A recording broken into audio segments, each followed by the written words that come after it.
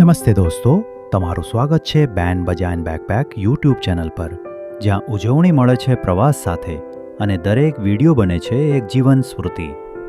આજના વિડીયોમાં આપણે લઈ જઈશું એક એવી યાત્રા પર જ્યાં પર્વતોના પડછાયામાં વસે છે એક શાંતિમય જગ્યા, લદ્દાખ. એવો પ્રદેશ જ્યાં પવન પણ ધ્યાનમાં હોય છે અને પાણી પણ ઓમકાર ગાય છે. ચાલો લદ્દાખના ઇતિહાસથી શરૂ કરીએ, જ્યાં દર પથ્થરમાં ગાથા છે અને દર ટેકરી કંઈક કહે છે. લદ્દાખ એટલે પર્વતોનો દેશ, પણ માત્ર પર્વતો નહીં, દરેક પથ્થર પર લખાયેલો ઇતિહાસ છે. પ્રાચીન કાળમાં લદ્દાખ એ સિલ્ક રૂટનો અગત્યનો ભાગ હતો. અહીંથી વેપારી કરાકોરમ પાથરીને ચીન, તિબેટ અને કાશ્મીર તરફ જતા. અરે ભાઈ, આપણી આજની ફેમસ ડિલિવરી સર્વિસ કરતાં પણ ઝડપી વ્યવસ્થાપન ત્યારે હતું. લદ્દાખનો ઇતિહાસ રાજાઓથી શરૂ થાય છે. નામગ્યાલ વંશના રાજાઓએ અહીં રાજ કર્યું અને બૌદ્ધ ધર્મનો પ્રસાર કર્યો. તેમના બનાવેલા મોનાસ્ટરીઓ આજે પણ લદ્દાખની ઓળખ છે. હેમિસ મોનાસ્ટરી, થિક્સે, અલ્ચી, અહીં ઇતિહાસ શ્વાસ લે છે. એકવાર એવું કહેવામાં આવ્યું કે લદ્દાખ એટલું શાંત છે કે ત્યાં ઘડિયાળ પણ ધીમા ચાલે છે. પણ એટલી શાંતિ હોવા છતાં જ્યારે મંગોલ યોદ્ધાઓ આવ્યા ત્યારે લદ્દાખની ધરતીએ પણ ઘુમસાન યુદ્ધ જોયા, જ્યાં પર્વતો એ સૈનિકો બન્યા અને નદીઓએ તલવાર જેવી ઘાતક ધ્વનિ આપી. એક શ્લોક યાદ આવે છે, ગિરી છાયા ગૂંજે જ્યાં અખંડ શાંતિના મંત્ર, એ લદ્દાખ.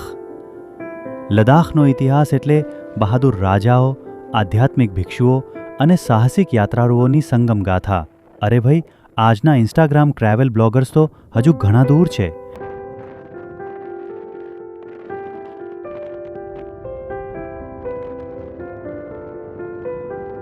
લદ્દાખની સંસ્કૃતિ એક જીવંત ચિત્ર છે, જ્યાં ધૂળ પણ તિબેટી રંગમાં રંગાઈ જાય. અહીંની પરંપરાઓ એવડી ઐતિહાસિક છે કે એકવાર મહાત્મા બુદ્ધ પણ અહીં ઝાંકી લઈ ગયા હોય એવું લાગે. હેમિસ ફેસ્ટિવલ અહીંનો સૌથી મોટો ઉત્સવ છે.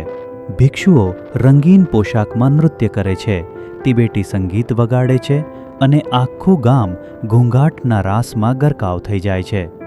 જ્યારે ઠંડી પડી જાય ત્યારે લોકો ગરમ બટરથી પીતા પીતા થર થરતા હાથમાં તાંબેના વાસણો લઈ પ્રસાદ વહેંચે છે.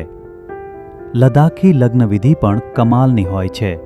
અહીં કરસી નામની સામૂહિક નૃત્ય હોય છે, જ્યાં વડીલો પણ યુવા વર્ગ સાથે પગ થનથનાવે છે. એક કહેવત છે લદ્દાખમાં, નૃત્ય વિના વિવાહ ન થાય, બરાત તો બીજું નામ છે સંગીતનું.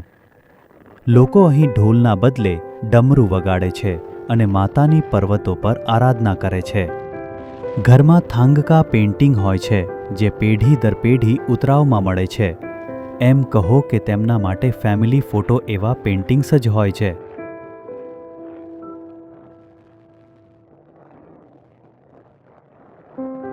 લદ્દાખના લોકો એટલે ઠંડીમાં પણ ઊંચા મનોબળવાળા, સૂર્ય જેવા દયાળુ માણસો. અહીં સવારે 4 વાગ્યે જ નદીમાં પાણી લેવા નીકળે છે. અરે ભાઈ, આપણું એલાર્મ તો હજુ સૂતું જ હોય. મહિલાઓ ઘરમાં લદ્દાખી વુલન ડ્રેસ બનાવે છે, જેને તેઓ ગોણચા કહે છે. મેન એ લાડ લડાવે છે યાકને, અને યાક એ મેમને પ્રેમથી લાઠીથી જવાબ આપે છે.